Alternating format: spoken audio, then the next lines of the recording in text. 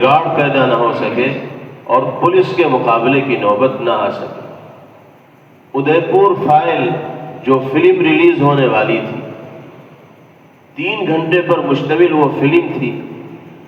اور اس میں سرکار دو عالم جناب محمد الرسول اللہ صلی اللہ علیہ وسلم کی شخصیت مبارکہ اور حضرات ازواج مطہرات رضوان اللہ علیہن اجمعین کے سلسلے میں ایسے رقیق کردار کو پیش کیا گیا تھا کہ مسلمان دیکھنا اس کو گوارا نہ کرتا۔ اگر اسی شکل میں وہ فلم ریلیز ہو جاتی تو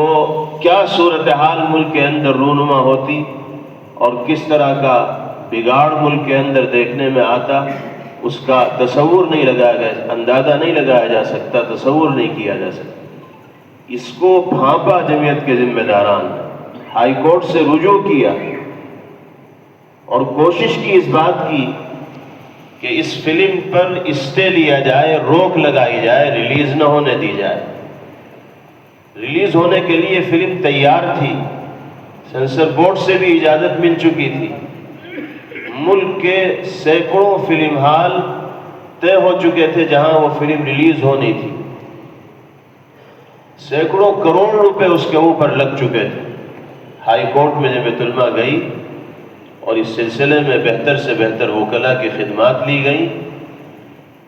سپریم کورٹ سے پہلے ہائی کورٹ کے ججز کو سمجھایا گیا کہ اس کے اندر کس طرح کا کردار پیش کیا گیا ہے اور کیسے جناب رسول اللہ صلی اللہ علیہ وسلم کی شخصیت کو داغدار کرنے کی کوشش کی گئی ہے۔ اگر یہ ریلیز ہو گئی تو اس کے نقصانات کا اندازہ نہیں لگایا جا سکتا۔ نتیجہ یہ ہوا کہ ہائی کورٹ نے عارضی طور پر اس فلم کے ریلیز ہونے پر روک لگائی اور وقت پر وہ فلم ریلیز نہیں ہو سکی۔ دوسرا فریق سپریم کورٹ کے اندر چلا گیا کہ اس میں ہمارے سینکڑوں کروڑ روپے لگے ہوئے ہیں، سینسر بورڈ سے یہ پاس ہو چکی ہے، ہائی کورٹ نے اسٹے جو دیا ہے اس کو کالعدم قرار دیا جائے اور ہمیں اس کو ریلیز کرنے کی اجازت دی جائے۔ لیکن سپریم کورٹ نے ان کو اجازت نہیں دی اور کہا کہ ہائی کورٹ میں معاملہ زیر سماعت ہے، اس لیے وہیں سے فیصلہ ہو۔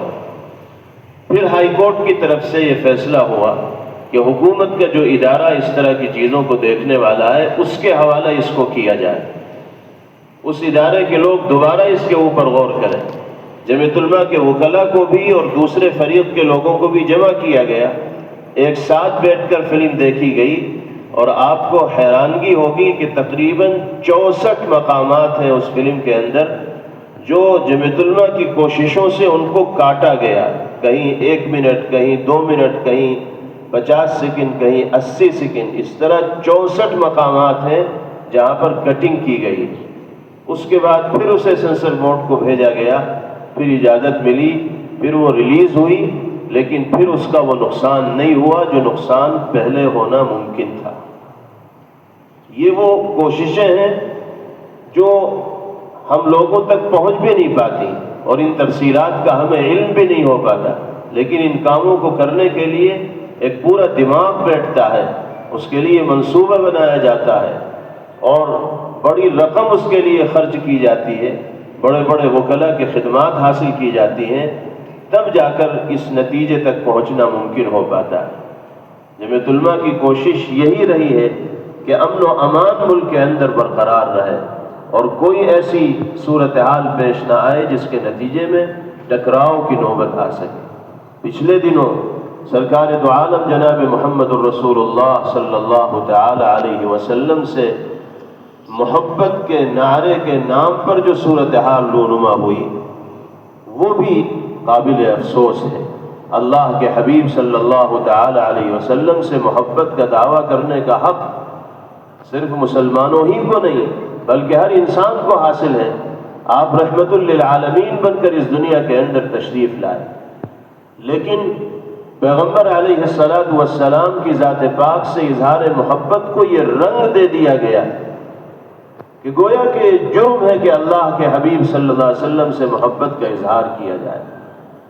حالانکہ اس اظہار محبت سے دنیا کی کوئی طاقت اہل ایمان کو روک نہیں سکتی۔ ہم یہ کہتے ہیں کہ زبانی طور پر اظہار محبت کے ساتھ ساتھ عملی طور پر بھی ہمیں سرکار دو عالم جناب محمد الرسول اللہ صلی اللہ تعالی علیہ وسلم کے اخلاق و کردار کو اور مبارک طریقے زندگی کو اختیار کرنے کی فکر اور کوشش کرنی چاہیے۔ سچی محبت پیغمبر علیہ السلام سے اسی وقت ثابت ہوگی جب ہم آپ کے بتائے ہوئے طریقے کے مطابق زندگی گزارنے والے ہوں۔ محض زبانی طور پر اظہار محبت کرنا اور حقیقی طور پر پیغمبر علیہ السلام کی سنتوں کو اختیار کرنے کی کوشش نہ کرنا، یہ کمال محبت کی علامت اور نشانی نہیں ہے۔ اس معاملے میں بھی ٹکراؤ کی صورتحال سے بچنے کی ہر ممکن کوشش و فکر ہونی چاہیے۔ بہرحال جمعیت علماء کے کاموں سے، اس کی خدمات سے اور اس کے زیر اہتمام و انتظام چلنے والی اسکیموں سے آپ حضرات واقف و باخبر ہیں۔ تمام چیزیں آپ کے سامنے آتی رہتی ہیں۔ اب ہماری اور آپ کی ذمہ داری مشترکہ طور پر یہی ہے کہ ہم مضبوطی کے ساتھ منصوبوں کو عملی جامہ پہنانے کی فکر کریں اور آپس میں کم از کم ذیلی طور پر اتنے مربوط رہیں، جڑے رہیں کہ کسی بھی موقع پر ہمیں اگر یکجا ہونے کی ضرورت ہو تو سوشل میڈیا کا دور ہے، بہت کم وقت میں بہت آسانی کے ساتھ پورا کا پورا ضلع اکٹھا ہو جائے، یکجا ہو جائے اور اپنی آواز کو دوسروں تک پہنچنا اور پہنچانا آسان ہو جائے۔ اللہ تعالی ہم سب کے یہاں جمع ہونے کو اپنی بارگاہ میں قبولیت کا شرف نصیب فرمائیں اور پوری جرأت و ہمت اور ایمانی قوت و طاقت کے ساتھ حالات کا مقابلہ کرنا باری تعالی ہم سب کے لیے سہل اور آسان فرمائیں۔ اصل بات یہ ہے کہ جمعیت آپ ہی کا نام ہے اور آئین اور دستور کے اعتبار سے جو طاقت و قوت منتظمہ کے اراکین کو دی گئی ہے وہ طاقت نہ صدر کے پاس ہے، نہ ناظم کے پاس ہے، نہ کسی اور کلیدی عہدہ رکھنے والے کے پاس ہے۔ اصل طاقت اس تنظیم و جماعت میں اراکین منتظمہ ہی کی ہے۔ وہ اراکین جسے چاہیں صدارت کی کرسی پر بٹھائیں اور جسے چاہیں صدارت کی کرسی سے اتاریں۔ صدر کسی رکن منتظمہ کو برخاست نہیں کر سکتا، لیکن اراکین منتظمہ صدر کو برخاست کر سکتا ہے۔ تو اصل طاقت آپ کی ہے